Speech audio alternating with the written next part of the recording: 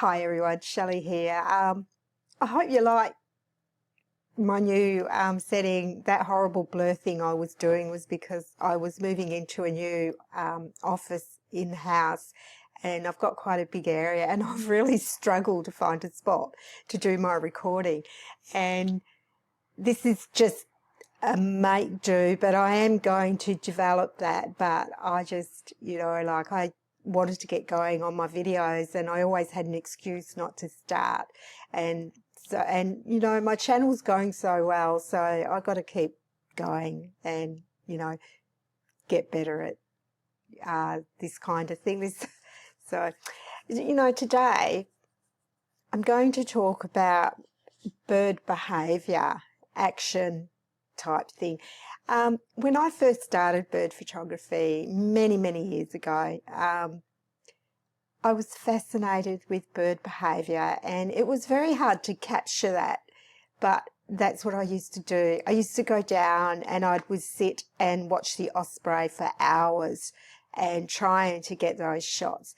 And it's somewhat easier now because we have these mirrorless cameras, and they're just amazing, and you can get these wonderful shots showing behaviour. So I thought I would do a video on it, and hopefully some of it will help you with your bird photography. It's not just going out there and taking random shots. If you put a little bit of thought into what you want to get out into the field, and then a bit of observation on the behaviour, you're increasing your keeper rate and also finding that behaviour. And one of the first things is the season. There's a season when the birds are a lot more active, and that is obviously the breeding season. And that starts well before they are actually nesting or anything. It's the courtship, all those sorts of things.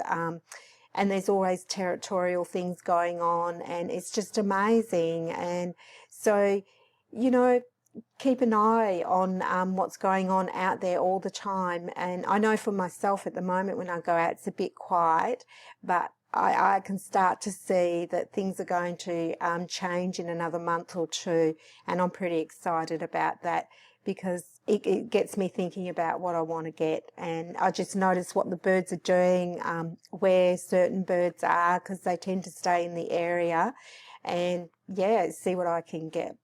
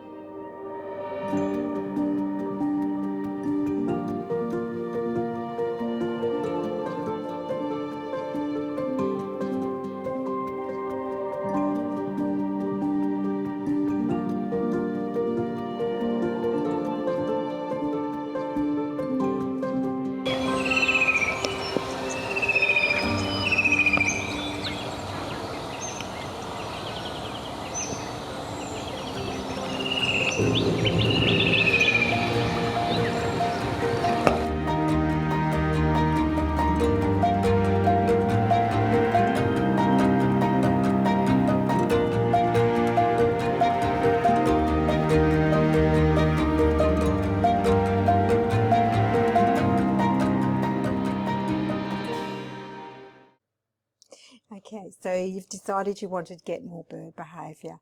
I was actually quite surprised when I started looking through my images and videos just how much record I have of bird behaviour, because it's happening all the time. It's just about getting out there and amongst it all. And so I'm just going to talk about a couple of things that might help you to really think about what you're doing in the field. And one of those is, and I think I say it in most of my videos, is know your areas, know your birds. It's a really good starting point, particularly when you travel. You've already got that experience of different settings and different ideas and all those sorts of things. It's all about practice. But the good thing about it is you're going to get some really great shots. And the birds that I practice on a lot are the Great Crested Grebes that we have in Perth, and their behaviour is unique. Their courtship's unique. They carry their babies around on their back. They both feed the babies, and they're very territorial. And especially when they're trying to find their nesting areas, because usually you come to a spot where there's a few of them and they're competing for the areas, and it is so fascinating to watch. And so I go back there every year to try and get some shots, and their courtship is absolutely amazing, the way they come together, and it's so beautiful. And I'll have some video below this that you can see to try and explain it, but I think visual will really let you know what I'm talking about. And then on top of that, they do like what we call a penguin dance, where they rise up and they go and get weed and they shake it around to each other. And again, if I can find the video, I will show that. It's an amazing behaviour to see.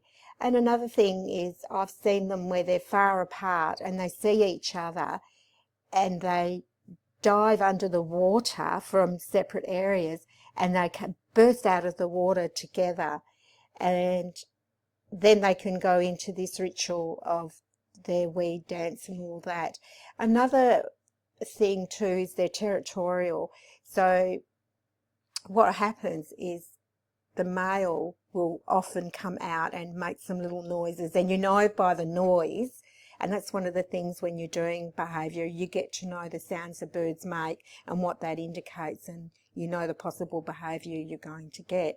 I like, for instance, the great egret. They make this grunting noise and they stick their head up right like that, looking at another one, and they're really sort of going tall, and they're going to come together and they're going to jump up into the air, and that's a fighting thing that's happened. It's not necessarily a courtship one, but so, you know, this is what you do. You anticipate and you know from sounds that something's going to happen. So getting back to the Great Crested Grebes, the males, and I'm assuming it's the males, will go out into the area, and any other pair that are around, he will dive under the water and he will chase them away. And, you know, a lot of photographers get photos of that. It's absolutely